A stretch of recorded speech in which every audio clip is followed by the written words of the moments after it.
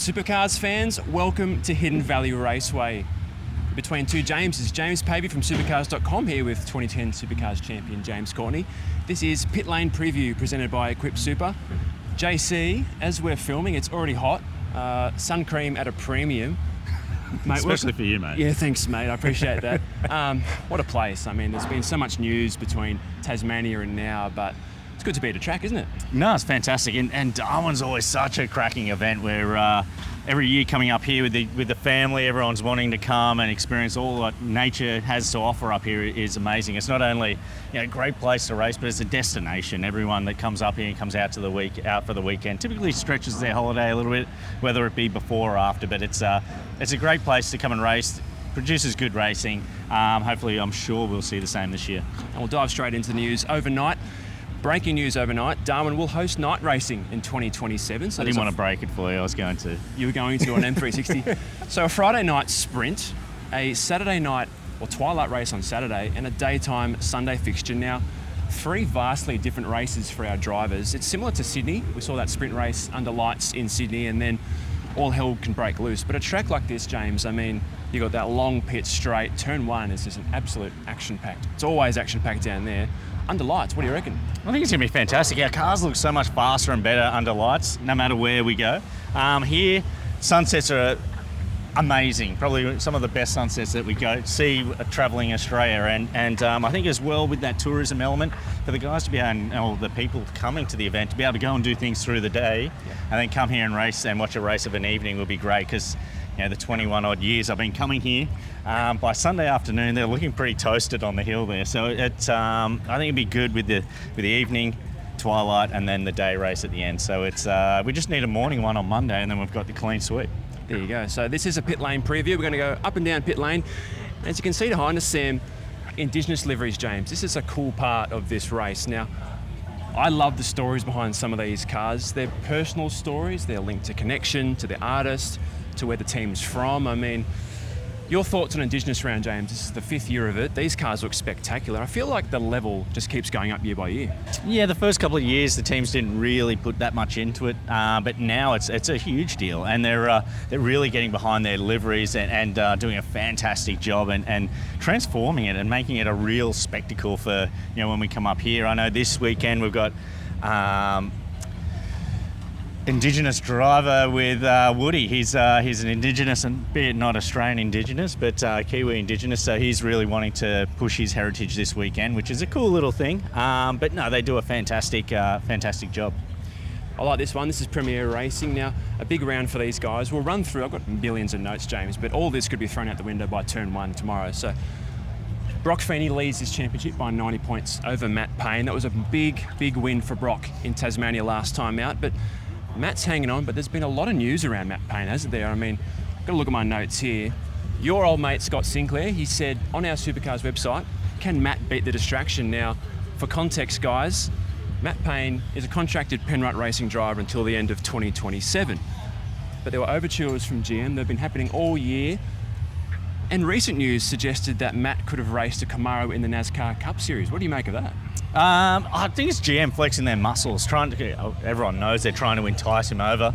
It shows what they can offer. They're, they are serious, obviously, and wanting to show him that not only can they, give him a great supercar career, but also take him internationally. So I know, speaking with Matt, that's something that he wants to do.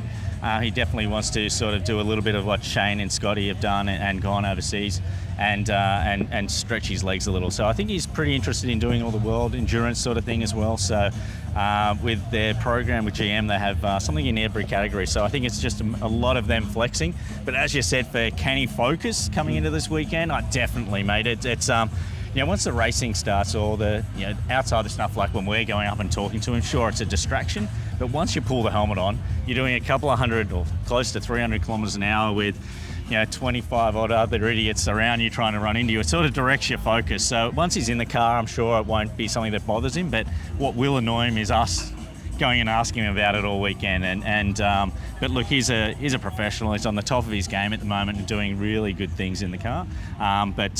He's going to want to be focusing on this year's championship. He has a great chance to secure some great points again this weekend and try and get a championship. So I'm sure he'd won a championship before he went on to do something else. What about the Ford element? I mean, do you think that Ford should be throwing money at Matt Payne to try and keep him there? Yeah, look, on the Ford side of things, they're pretty spoilt with drivers. They've got, a couple of great teams in with Triple Eight, with ProDrive, with, not ProDrive, Tickford. You're our employee, mate. Come on. Yeah, sorry. And DJR. So they've got a great stable of drivers. So for them, I don't think it would be a huge loss for them to lose one of those guys because they've got plenty of other guys. But for GM to be able to pull him away from Ford would be a huge deal. So yeah, it's that might be a distraction, the whole Matt Payne thing. They might be trying to take someone else around the side without us all knowing. But no, I think it'd be a big win for GM. So let's have a bit of a walk and talk and have a look at some of these liveries. It's a very colourful pit lane. Covering them up. We could unveil a couple of Matt Stone cars if you want. Yeah, well, let's see how we go. Don't want to break too many embargoes, but by the time this goes out, guys, all of these liveries will be out. Look at these Toyotas, Sam. I mean, these are spectacular.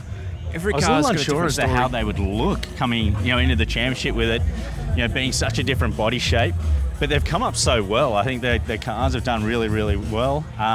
Look great, but also Toyota's performance coming into throughout this year has been fantastic. I think it's blown everyone away with the speed that they've arrived in the championship with. There's so many question marks over what the performance and reliability would be with these guys, but for them to get the wins, the poles, and to be as competitive as what they are, I think is credit to the Walkinshaw guys developing that car, and also BJR with working alongside them. So I think that's a huge feather in their hat.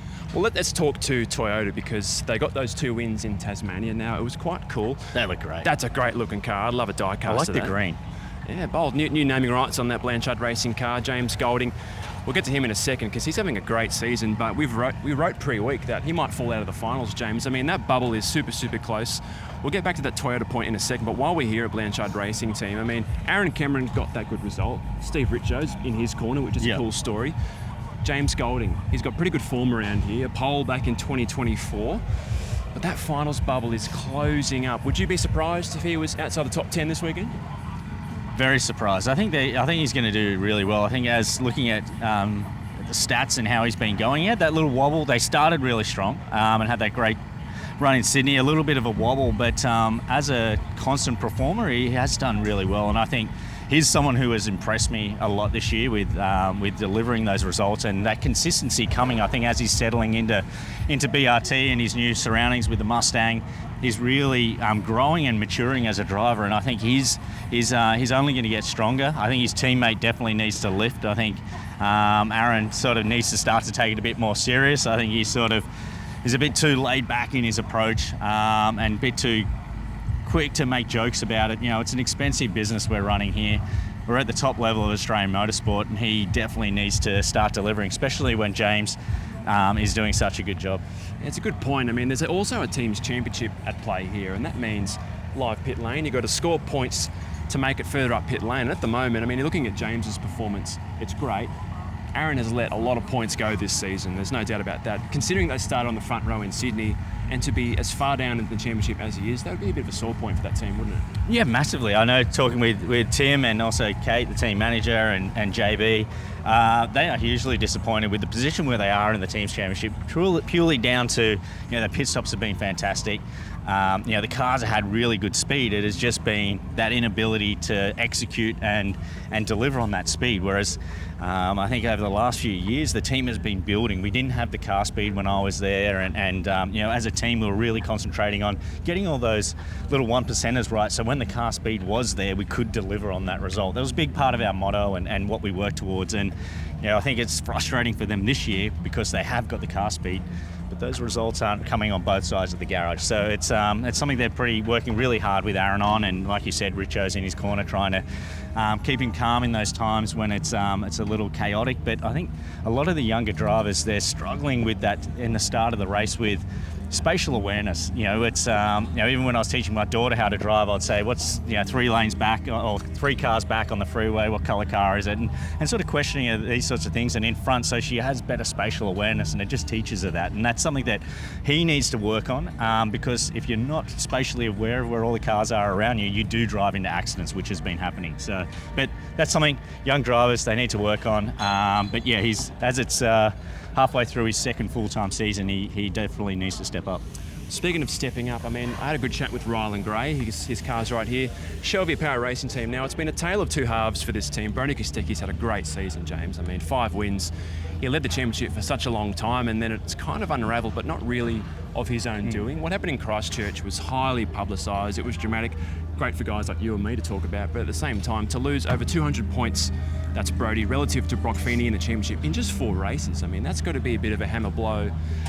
If you're Brody Kostecki, are you angry about that?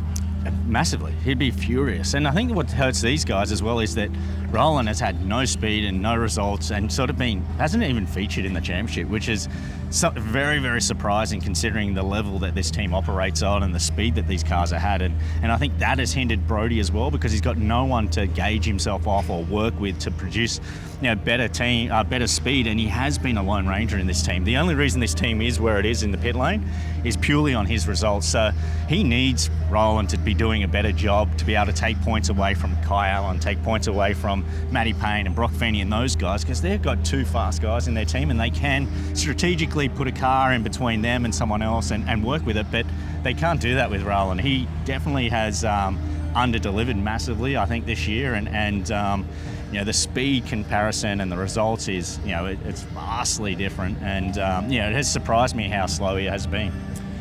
He's been here before with Tickford in a wild card, but a lot has changed. These cars have changed, the tyres have changed, and this race format throws everything out the window again. You only get 1 practice session, straight into qualifying, and then a race on Friday afternoon. I like the format, but it's going to expose some of these guys, because even Brock Feeney said in Tasmania, he just hasn't been happy with practice. And if you don't roll out of the truck as strongly as you should, you could lose points. And it's such a fascinating subtext this weekend, because we've got 3 days of racing for the first time, a sprint race on Friday.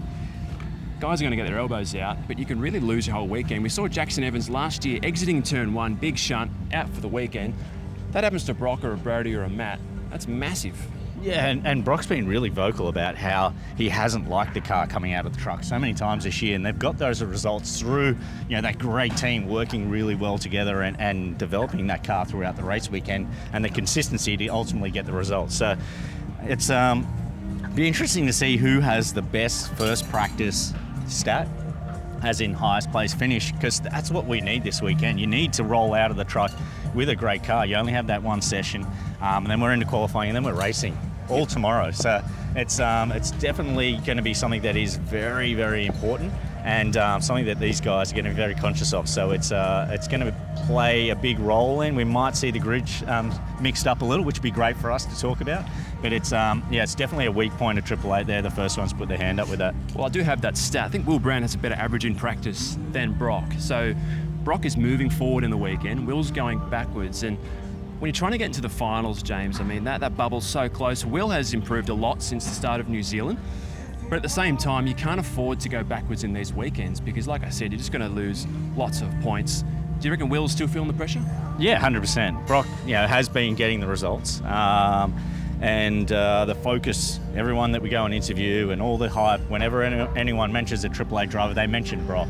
They don't mention Will. So I think that would play on his mind as well, and that would be something that, ticking away in the back of his mind, that, Brock still does have the upper hand over him.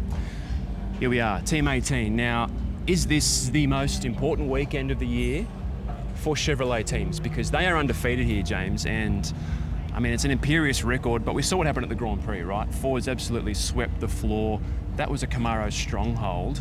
Is it going to be a bit more exacerbated if Fords sweep this weekend? Yeah, it'll be frustrating for these guys. I think they showed great speed. Anton won that first weekend. Dropped away the speed throughout the New Zealand events and the Grand Prix, but then ultimately they both were quite, a lot better performing in Tasmania. So they'll be hoping for something better. Having driven both cars recently, the GM has much better power delivery, but they have changed the exhaust, the way they route it on the Mustang compared to when I drove it. But last year, what we did suffer from here was the drivability. And on this track, you spend so much time part throttle and progressively ramping into the throttle. And as you're doing that and you don't have that drivability, it changes the platform and the load on the tyre. So then that's what upsets the car. And in qualifying, you could jag a lap, but over the race distance, it really suffered. With the GM, we're having all that drivability. That's where they were strong. And that's where they were strong all last year. So they haven't lost that. They have picked up a little bit of rear stability with the way that they have done the parity changes. So we need that down into turn 1. But also here, it's quite... Yes, we have massive long straights, but there is quite a high demand on the second half or second third of the lap with aero and with that stability in the rear. So I think they will be much happier with their car here this weekend than what they would have been coming without those changes. So we've gone pretty bold, JC. We're tipping Reynolds for a win on supercars.com. Now, 2-time winner here, 2015 with the R&R Pro Drive Ford, and Erebus in 2018. We'll get to Erebus in a second. David needs results. I mean, there's so much news around GM and his future. I'm sure he's sick of it, but at the same time, this is a good place for him to really make a bit of a statement, because that podium in Tasmania, it didn't look like a fluke because they're up there all weekend. I think what gets lost with David Reynolds is that incident with Brodie in the second race. He would have probably been top 5 in points for the whole weekend. So clearly the performance is getting there for Team 18, but for Dave, I mean, where does he go from here? Can you shoot for wins? Could you feel like he can shoot for wins? No, definitely. He's got the speed, he's got the history, so he can do that. And I think what's amazing with this category is that also frustrating being a driver. Not that I am one now, but when you so modest, like Dave, you don't do anything different. Like he said, I haven't driven the car any different. I haven't prepared any differently. But you roll up and the car's performing well, and then it's so much easier, and you have that speed and you can deliver those results. So look, I think both those guys have the ability definitely to get that result. But then also on the GM side, someone who has done, or two rookies that have done really well. I think easily the class of the rookie field is Little Bates. I think he's done a great job. He got his ears boxed up in the first half of the season, but his speed has been really good considering the team that it is. I think he has been over at delivering. And also Ojeda. I think Ojeda's done a great job, and I think as rookies, those two have been fantastic and definitely outshone the other rookies by a long way. So I think those guys will be quite happy coming here with the history that GM has had here and that speed. But yeah, I think it's if it was me, I'd love to see. I think one of those rookies might have a surprise victory, or they're building, and I think this would be a great weekend for that to happen for them. So where does that leave Erebus, James? I mean, it's been a tough season. They haven't even. It's like they haven't been here this year. The only time we've seen Erebus is when things have been failing on the car, and then they're on the screen. Or Barry's had his big bold, spout saying there's no A-class drivers. But I think it's like they haven't existed this year, which is scary considering where they were not so long ago, being such a dominant force when they won the championship. It's surprising. It's like that. They haven't been in the championship really. So what do you do then? Should they consider? I've heard a few rumblings that they probably are considering going back into that GM alliance of sorts. Do you think that would be a bit of a silver bullet? In my opinion, there are no silver bullets in this game, JC. I mean, if you're fast, you're fast. If you're not, you're not. And you can't afford to be playing catch up throughout this weekend. It's way too competitive. Erebus won 2 championships 3 years ago. They won Bathurst 2 years ago. Is it car? Is it team? Is it driver? I mean, Job Stewart's now 5 rounds in. He was highly regarded by the team, and Cooper Murray's now almost 18 months into life as a full-time driver in supercars. Where do they go from here? Look, I think jumping back in that GM fold takes one of those questions away. So if then they're like, hey, we've got the setups what all the other guys are doing, we've got the data, so we can put the car in that window, and then it's down to the driver and the team to execute. So I think first step for me would be to do that.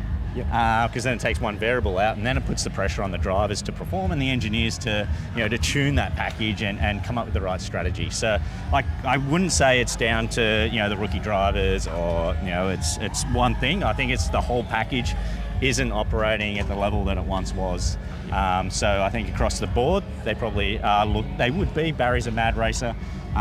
He'd be looking at the whole board, and I think that would be the best first step. All right, well, the beads of sweat are dropping down me as I speak. We're at the head of pit lane now. It's been such a dramatic season, but also I can't believe I've had 8 winners. Does that surprise you? We've had 8 different race winners already? Yeah, I think it's fantastic. I love how mixed up this. Since this Gen 3 era has come, it has been rather mixed up. Last year we got 3 poles and 3 wins from Brock Feeney, which was an incredibly dominant performance. But no, this year has been great. I think it's been good. We're seeing, although Brock and Brody have had a lot of those wins, I think it's still fantastic that we have had, quite a diverse. No one wants to watch something where they come up every weekend and one guy's winning everything. So it's good. I think that it shows the championship, the parity is quite tight, and they're doing a good job to keep the cars all quite close. I think we're in a good place where we're not talking about parity too much, but at the same time, you've got to give credit where it's due. The cars are very close, and it puts it more on the driver. Do you feel like Gen 3 has definitely become more of a driver-centric format? I wouldn't say, yes, it does come down to the driver, but a lot of it comes down to team execution. So look, the driver can only drive what he's got, and with how the team performs in the pit and all that sort of stuff. So it has brought the team more into it, I would say personally. And I think that shows, like with Triple Eight, when they don't have a good start to the weekend as a team, they can get the car sorted in the window, strategically jump positions when it's a tough place to pass. So I think it brings the team more into it because there isn't that big disparity between car performances. So I think it's good. Yes, it does make the racing better because it's closer, but when the cars are that close, it's hard for the driver to get that small advantage to pass. Whereas before, in the olden days when we had different uprights and all this sort of stuff, you could engineer the car to be faster in one spot than other and sort of have car speed in different areas. So it does make the racing quite close, but it probably makes it harder for the drivers to pass. So that's when the team element comes in, for them not to make mistakes in the pit stops and have the right strategy. But it's, it is what it is. Let's wrap this up, JC. Bold prediction time. What do you reckon is going to happen this weekend? Give us your hottest take. It's already hot as hell here. What's your hottest take? Go hot or go home. Come on. Well, I'm going to say I reckon Ojeda is on for a good weekend. He has been building. He's showing great speed, and my money's going to be on him getting his first win.